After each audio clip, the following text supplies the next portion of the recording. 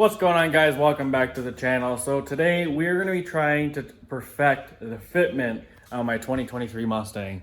Now, if you didn't know, I recently lowered this car with iBox Sportline lowering springs.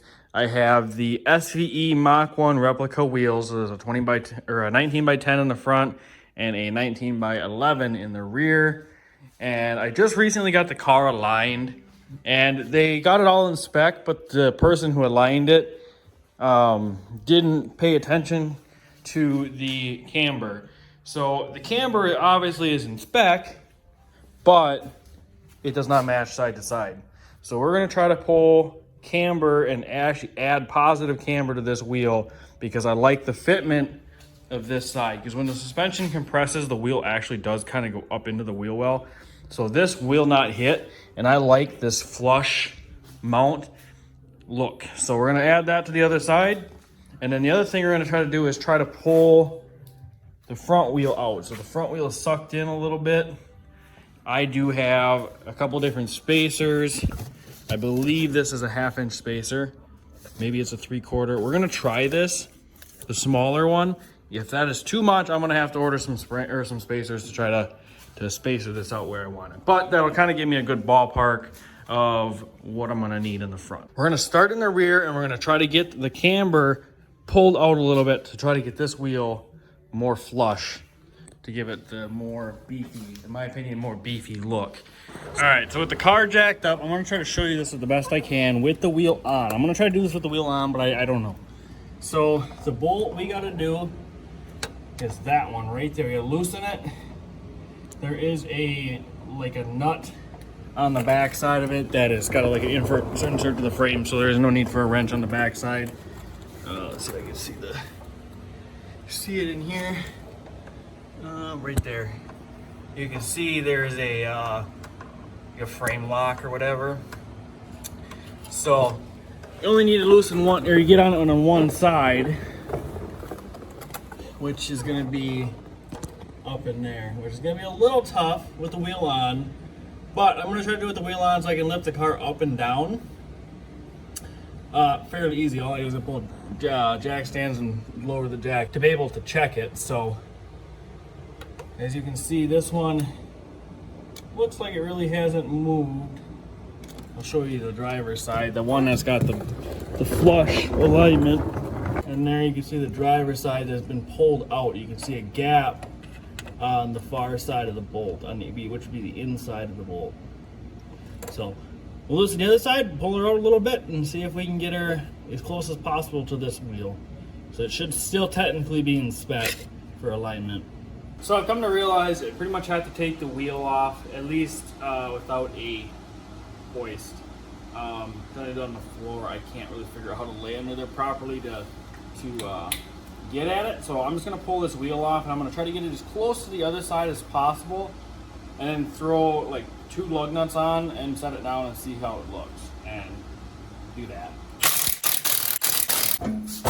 Very hard to see, but it is that nut right there. I can't really get the camera low enough on the tripod, so we'll just have to make do, but try to get a little light in here. So this is an 18 millimeter bolt. Per Ford, they say you're supposed to undo it about 2 turns and then make your adjustment and then put it back together. And when you do it, retorque it to about 85 foot-pounds, or well, not about, at 85 foot-pounds. So we're gonna loosen it.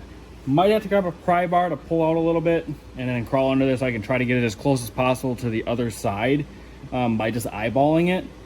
It really shouldn't take much to get it to match the other side, because there's only a small amount of adjustment. Might have to get in here with an actual wrench. We'll see. Or a bigger ratchet.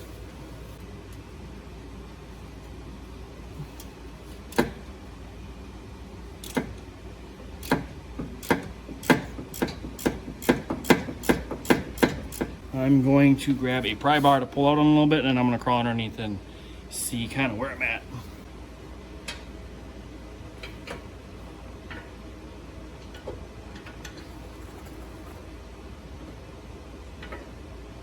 All right, so what I did was I felt the other side and get just the tip of my finger in on the back side of the nut.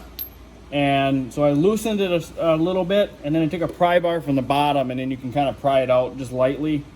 So you want a little bit of friction so you can pry it, so when you pull it out, it actually stays. And then now I have what feels like the same amount on both sides. So I'm gonna retighten this with my ratchet. I'm gonna throw the wheel on with 2 lug nuts and set it down and see where I'm sitting. And if it's where I want it, we will pull the wheel back off, torque it to 85 foot-pounds, and then put everything back together and be done. If it isn't, then we are going to readjust and keep doing that. So once I get this done, I will show you what we come up with. But I'm not going to show you the process, 4 or 5 times in case it does take me that many times. So tighten this back up, set it down, see what it looks like. All right, it took a couple tries, but I ended up ultimately pulling this wheel out as far as I possibly could, and this is as much as it'll come. So it does still stick in a hair more than the driver's side. They must have the driver's side pulled out fully, and the driver's side must come out just a hair more than the passenger side. It is about a quarter inch from top to bottom difference, side to side. Most people aren't going to notice the difference, but I am, because I've been obviously messing with it. I was going to move this side in a little bit, but the filler for the gas tank is in the way, and the only way to really get at it is either remove that or drop the subframe, and I'm not going to do that for a little bit. I will probably be ordering caster camber plates to get everything a little bit more dialed fitment wise eventually. But as of right now, it's dialed enough. He said, it's just very little difference. He said, most people aren't going to notice that. But like I said, I do. So now we're going to lift the front up. I'm going to pull the front wheel off. And I'm going to try to put the small spacer in the front and see. I don't know. It might be too big, but we'll find out. I don't want to stick out too much because the front fenders aren't rolled. They do have a lip on them, so careful with that. All right, we have the one front spacer on. This is a 3/4 inch spacer. And one thing I like about the SVE wheels is they have cutouts so that you can actually fit a spacer on. So let's throw this wheel on and see if it's even going to work. I kind of have a feeling it's going to have to go down to a 1/2 inch or a 1/4 inch spacer. I think this is going to stick out too much, but you never know. Sometimes they surprise me. I'm going to be honest, I think this might end up being absolutely perfect. I did have this exact stance on my other Mustang, and it does rub a little sometimes. But we can run it a little bit and see if we get any rub marks on the tires. And if we do, which we might, because it's pretty close, then we might have to bump down to maybe like a 1/2 inch spacer rather than a 3/4. But it's pretty even front and back. Like I said, the driver's side rear tire could be sucked in a hair. And actually this probably matches the rear on this side more, so the passenger side should sit pretty evenly. Great, we're gonna throw the other front spacer on. I like that. It gives it a nice look. Don't want it to stick out, but you want it to be pretty well flush. So I like this, it sits pretty flush. Just like the edge of the tread sits pretty flush. I like that. I believe this is roughly where a factory Mach 1 wheel would stick out. Because SVE did make these a hair skinnier for clearance purposes. So let's get the other one thrown on, and then we'll move it out of the garage and let it settle and see what it looks like. Both front spacers are on. Rear camber is adjusted.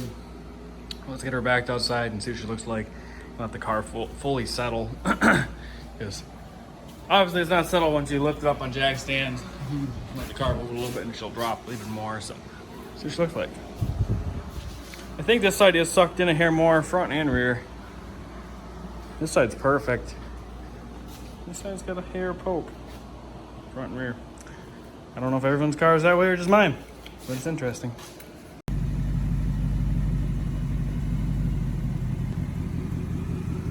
I got the spaces on the front.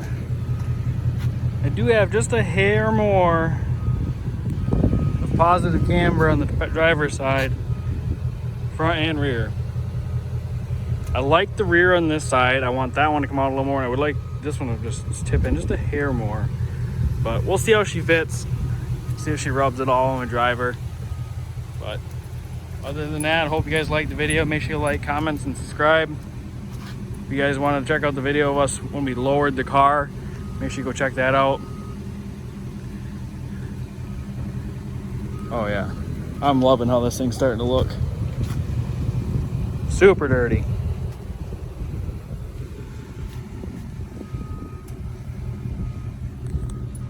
Like, comment, subscribe. Catch you guys in the next one.